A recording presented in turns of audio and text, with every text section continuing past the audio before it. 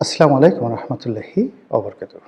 সম্মানিত দর্শক, বাংলাদেশের সাবেক পররাষ্ট্রমন্ত্রী ডক্টর মোমেন, তার একটি সাক্ষাৎকার দেখলাম। বেশ হাসি খুশি, প্রাণোচ্ছল এবং অনেকটা আশাবাদী প্রকৃতির মানুষ তিনি। এবং যতদিন তিনি ক্ষমতায় ছিলেন ওরকম নেতিবাচক কোনো বিষয় তার সম্পর্কে শোনা যায়নি। ঘুষ, দুর্নীতি, মারামারি, কাটাকাটি, হানাহানি এ সকল বিষয়াদি তার ডিকশনারির মধ্যে নেই। সিলেটের মানুষ, জনাব আবুল মাল্লা আব্দুল মুহিত সাহেবের ছোট ভাই। প্রথম জীবনে তিনি শিক্ষকতা করেছেন ঢাকা বিশ্ববিদ্যালয়ে, পরে বিভিন্ন আন্তর্জাতিক সংস্থায় চাকরি করেছেন। আপাতমস্তক একজন নিরেট ভদ্রলোক মানুষ। তো যারা তাকে দেখেছেন দেখবেন যে তার মাথায় দীর্ঘদিন পর চুলা ছিল, এখন তিনি পুরো টাক মাথা করে ঘুরে বেড়ান, মুখে দাড়ি রেখেছেন। এবং তিনি যখন মন্ত্রী ছিলেন তখন যে তার চেহারা সুরত ছিল তার সাথে এখন তার চেহারা সুরত ভালো হয়েছে। বাংলাদেশে একসময় নামকরা সাংবাদিক সুলতানা রহমান, তার যে একটা পডকাস্ট রয়েছে সেখানে তিনি যে সাক্ষাৎকার দিয়েছেন, সেখানে তার বাংলাদেশে পালিয়ে থাকা, বাংলাদেশ থেকে যাওয়া, তারপরে নাপিত দিয়ে চুল কাটানো, দাড়ি রাখা, অসাধারণ চমৎকার করে তিনি সেই বিষয়গুলো বর্ণনা করেছেন। আমি সেই বিষয়গুলি নিয়ে কথা বলবো না। আমি যে বিষয়গুলি নিয়ে কথা বলবো সেটা হলো যে এই ভদ্রলোকের কথাবার্তার মধ্যে কোনো রকম মুনাফেকি নেই এবং এই কথাবার্তার মধ্যে রাজনীতির কোনো কৌশলতা নেই। একেবারে তার বক্তব্যের মাধ্যমে আপনি বুঝতে পারবেন যে এই মুহূর্তে আওয়ামী লীগ আসলে কেমন আছে, তাদের চিন্তা চেতনা কী। অন্যান্য যারা ধরেন জাহাঙ্গীর কবির নানক আছেন বা অন্যান্য যে সকল নেতৃবৃন্দ রয়েছেন, বাহাউদ্দিন নাসিম, তাদের অলমোস্ট সব কথাগুলোই পলিটিক্যাল, রাজনীতির মার কাছে। কিন্তু মোমেন সাহেবের কথা আগে যেভাবে সোজা সাপটা ছিল, এখন আরও সহজ সরল বা সোজা সাপটা হয়ে গেছে। তিনি নিজেই বলছিলেন যে তিনি সহজ সরল প্রকৃতির মানুষ। তিনি বাংলাদেশে অনেক দিন পালিয়েছিলেন এই কারণে যে তার একটা আত্মবিশ্বাস ছিল যে যেহেতু তিনি কোনো অন্যায় করেননি, কর্মজীবনে কাউকে মারেননি, কারো বিরুদ্ধে একটা মামলা করেননি, কাজেই তিনি কেন পালাবেন। কিন্তু পরবর্তী তিনি যখন দেখলেন যে তার বিশ্বাসের সঙ্গে আসলে মিলছে না, অনেক কিছুই বাংলাদেশে ঘটছে যেখানে নিরপরাধ লোকগুলো মামলা মোকদ্দমায় ফেঁসে যাচ্ছেন, তখন তার স্ত্রী মহোদয়া তাকে যে প্রেশার ক্রিয়েট করলেন, বুদ্ধি দিলেন এবং সেই বুদ্ধি অনুযায়ী তিনি একেবারে পালাতে পেরে ভীষণ রকম আনন্দিত। তো যেটা আলোচনা করব আজকের এই ভিডিওতে, তিনি তার সেই সাক্ষাৎকারে একটি জায়গাতে বলেছেন যে ডক্টর মোহাম্মদ ইউনূসের উচিত খুব দ্রুত বাংলাদেশ থেকে চলে যাওয়া এবং একটি তত্ত্বাবধায়ক সরকারের হাতে ক্ষমতা দিয়ে। এই একটা ঘটনা। দ্বিতীয় ঘটনা, তিনি বলেছেন যে এখন নির্বাচন হলে, যে কোনোভাবে নির্বাচন হোক না কেন, সে নির্বাচনে আওয়ামী লীগ বিজয়ী হবে। আর আওয়ামী লীগ যদি বিজয়ী হয় তাহলে তো ডক্টর মোহাম্মদ ইউনূস যেতে পারবে না। আওয়ামী লীগের যারা লোকজন আছে তারা তাকে পিটুনি দিবে, ওই আগের মতো তারা তাকে পিটুনি দিবে। এই যে কথাগুলো, এই কথাগুলো নিয়েই মূলত আমার একটা, যাকে বলা হয় নতুন ক্যালকুলেশন। সেটা হলো আওয়ামী লীগের যত লোকের কথাবার্তা আমি শুনেছি বা যত লোকের সঙ্গে আমার পরিচয় আছে, কথাবার্তা হয়েছে, একজন সিঙ্গেল লোক আমি পেলাম না যারা মানে গত 15 বছরের কোনো কর্মকাণ্ডের জন্য শেখ হাসিনাকে দায়ী করেন। কেউ নাই।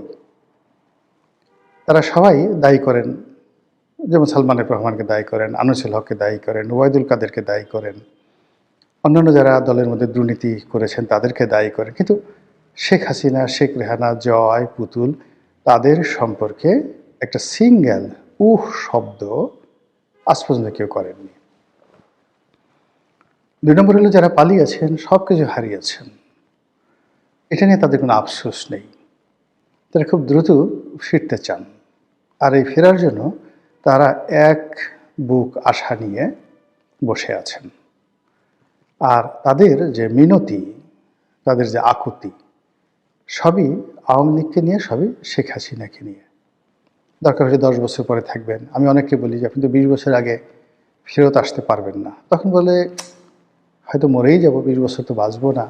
কিন্তু তাই বলে একবারও শেখ হাসিনাকে, বঙ্গবন্ধুকে, আওয়ামী লীগকে গালি দিয়েছে এরকম কোনো লোককে আমি এখন পর্যন্ত পাইনি। This is very significant. যারা আওয়ামী লীগের বিরুদ্ধে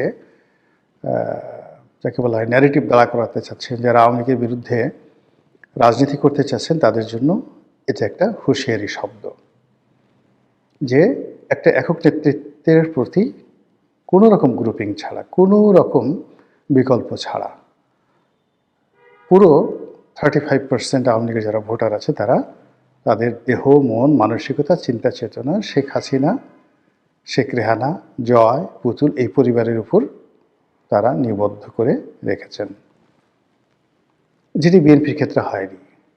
বিএনপির বহু মানুষ যারা বেগম জিয়াকে ভালোবাসতেন, তারেক রহমান সাহেবকে ভালোবাসতেন না। যারা তারেক রহমান সাহেবকে ভালোবাসতেন তারা বেগম জিয়াকে বা তার লোকজনকে ভালোবাসতেন না। আবার তারেক রহমান সাহেবের সঙ্গে যাদের বনিবনা হতো না, তারা ক্ষমতার জন্য, পদ পদবীর জন্য সামনে থাকতেন বা আছেন, কিন্তু পেছনে পেছনে কটূক্তি করতে ছাড়তেন না। কিন্তু সেটা আওয়ামী লীগের লোকদের মধ্যে দেখা যাচ্ছে না। তারা কেউ বলছে না শেখ হাসিনা আমাদের ছেড়ে কেন পালালেন, তিনি তো বিদেশে হাজার হাজার কোটি, লক্ষ লক্ষ কোটি টাকা পাচার করে এখন পায়ের উপর পা তুলে দিল্লিতে রাজার মতো আছেন, আর আমরা ভিখারির মতো এখানে পড়ে আছি, মামলা খাচ্ছি, মোকদ্দমা খাচ্ছি, আরও কত কি বলতে পারতেন না? কেউ বলছেন না, সিঙ্গেল ওয়ান নেই। This is very very significant. Thirdly হলো যে শেখ হাসিনার দৃঢ়তা, আপনি এটিকে কনস্ট্যান্ট বলতে পারেন ইংরেজিতে, এবং কনসিস্টেন্সি, মানে তিনি যে কথাগুলো বলছেন সেই কথার উপরে তিনি স্থির আছেন, ফ্লাকচুয়েট করছেন না। আর যে কথাগুলো বলছেন ধারাবাহিকভাবে, কনসিস্টেন্সলি যেটিকে বলা হয়, ধারাবাহিকভাবে একই কথা বলে যাচ্ছেন। আমরা আশা করেছিলাম যে তিনি বিএনপির সঙ্গে একটা সমঝোতার চেষ্টা করবেন, তারেক রহমান সাহেবের সম্পর্কে ইতিবাচক কথাবার্তা বলবেন, কিন্তু যে না, ওই যে তারেক রহমান সাহেবের আম্মা মারা যাওয়ার পর তার প্রতি যে শোক জানিয়েছেন বা তার সঙ্গে কথা বলেছেন বলে আমরা যেটা শুনেছি ওই পর্যন্তই। কিন্তু এরপরে আবার তার যে রাজনীতির চিরাচরিত আক্রমণাত্মক ট্রেন্ড, সেই জায়গাটিতে তিনি আছেন।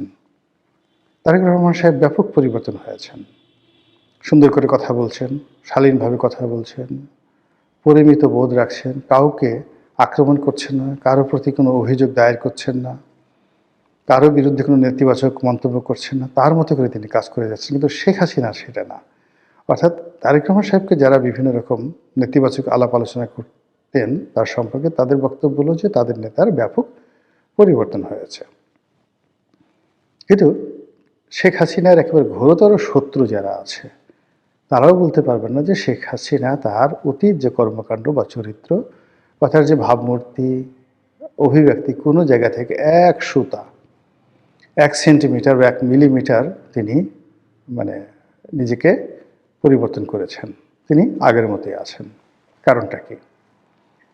কারণটা হলো যে তার কাছে এখনও মনে হচ্ছে যে শি ওয়াজ রাইট, তাকে অন্যায়ভাবে হটানো হয়েছে।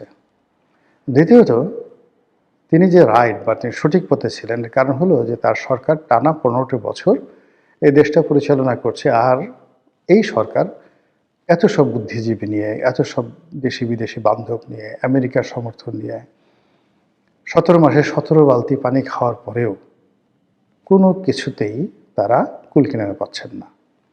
তো সেক্ষেত্রে শেখ হাসিনা এই জিনিসগুলো দেখে মনে হচ্ছে যে তিনি হয়তো রাইট আছেন।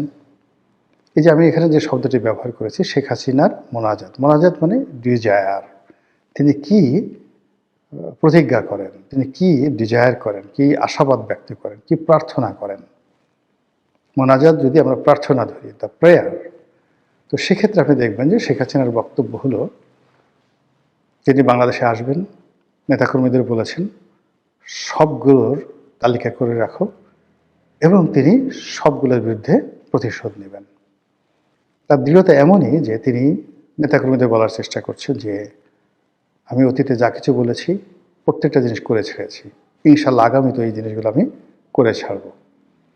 এই কথাগুলো কিন্তু রাজনীতির কথা নয়, বা এই কথাগুলো কথার কথা নয়, বা এই কথাগুলো তার নেতা কর্মীদেরকে উজ্জীবিত করার জন্য নয়। আমার কাছে যেটা মনে হচ্ছে যে শেখ হাসিনা এমনই, প্রথম থেকেই তিনি এইভাবেই আক্রমণাত্মক কথা বলছেন সব সময়। আমি অন্তত 81 সন থেকে তাকে যেভাবে দেখেছি, মানে যখন ঢাকা বিশ্ববিদ্যালয়ে মানে কি বলবো ছাত্রলীগ ছাত্রদল মারামারি হতো, এই বিষয়গুলো শেখ হাসিনা নিজের হাতে হ্যান্ডেল করতেন। কার আর্মস দরকার, কার অ্যামুনেশন দরকার, কার গুলি দরকার, কার বোমা দরকার, কে কয়টা মারবে, কে কোন জায়গায় কী করবে, এই পুরো জিনিসগুলো তিনি নিজের হাতে তদারক করতেন। এবং এটা এখন তো ওপেন সিক্রেট হয়ে গেছে। তো সেই জায়গা থেকে তার কোনো বিচ্যুতি হয়নি, তিনি আগের মতোই এরকম কাজগুলো করে যাচ্ছেন। ফলে যতদিন তিনি সুস্থ আছেন, সবল আছেন, এই রাজনীতির ময়দানগুলো সংঘাতপূর্ণ হবে, প্রতিহিংসা আরও বাড়বে এবং কোনো অবস্থাতেই শেখ হাসিনার যারা প্রতিপক্ষ তারা উনি যতদিন আছেন সুস্থ থাকতে পারবেন না। এমনকি আওয়ামী লীগের যে সমস্ত লোকজন রয়েছেন তারাও সুস্থ এবং সুস্থির থাকতে পারবেন না। এ কারণ হলো যে এটা আমি এখন কীভাবে বলবো, ধরুন আওয়ামী লীগের লোকজন শান্তিপূর্ণভাবে একটা মিছিল করলো, তো তারা জানে মিছিল হচ্ছে, শেখ হাসিনা দিল্লি থেকে গোপনে তার 2 জন কর্মীকে বলল মারো বোমা, বোমা মারলো, একটা দুর্ঘটনা ঘটে গেল, মামলা হলো এবং সেই মামলায় ওই আওয়ামী লীগের যারা লোকজন আছে তারা পাইকারি হারে সবাই পড়ে গেল। এবং এই ঘটনা বিএনপির ক্ষেত্রে হয়েছে, হয়তো স্যাবোটাজ করা হয়েছে বা বিএনপি কোনো নেতা করেছেন, কিন্তু মির্জা ফখরুল শুধু একটার পর একটা আসামি হতেই আছেন, মোয়াজ্জেম হোসেন আলাল আসামি হচ্ছেনই, কোথাও কিছু হলেই হাবিবুর নবী খান সোহেল তাকে আসামি করতেই হবে, এরকম একটা ট্রেন্ড চালু হয়ে গিয়েছিল। কিন্তু আসলে যে কে ঘটনাটা ঘটিয়েছে, এটা কি ডিজিএফআই করেছিল, আওয়ামী লীগ করেছিল, ছাত্রলীগ করেছিল, নাকি বিএনপির হাইকমান্ড থেকে কেউ করেছিল, ইট ডাজ নট ম্যাটার। কিন্তু বিএনপির যারা সাধারণ নেতাকর্মী তারা কিন্তু এই অসংখ্য মামলা যে মোকদ্দমায় তারা জড়িয়ে পড়েছেন, তার পিছনে কিছু না কিছু এরকম ঘটনা ছিল যেটাকে আপনি স্যাবোটাজ বলতে পারেন। তো বিএনপির মধ্যে যদি কেউ থাকে বা বিএনপির বিরুদ্ধে কেউ থাকে, বাইরে কেউ থাকে, সেটা ভিন্ন প্রসঙ্গ। কিন্তু আওয়ামী লীগ এই সমস্ত কাজকর্ম করে অনেকটা ডিক্লেয়ার দিয়ে, এবং শেখ হাসিনা নিজে। তো কাজেই সামনে যে রাজনীতিগুলো আসছে সেই রাজনীতিতে কতটা প্রতিহিংসা হতে পারে, সেই রাজনীতিতে কতটা যাকে বলা হয় অবিশ্বাস, অনাস্থা থাকতে পারে, আশা করি আপনারা বুঝতে পেরেছেন। মহান আল্লাহ আমাদের সবাইকে হেদায়েত দান করুন এবং হেফাজত করুন। আসসালামু আলাইকুম ওয়া রাহমাতুল্লাহি ওয়া বারাকাতুহু। আসসালামু আলাইকুম ওয়া রাহমাতুল্লাহি ওয়া বারাকাতুহু। সম্মানিত দর্শক, বাংলাদেশের সাবেক পররাষ্ট্রমন্ত্রী ডক্টর মোমেন, তার একটা সাক্ষাৎকার দেখলাম, বেশ হাসি খুশি, প্রাণোচ্ছল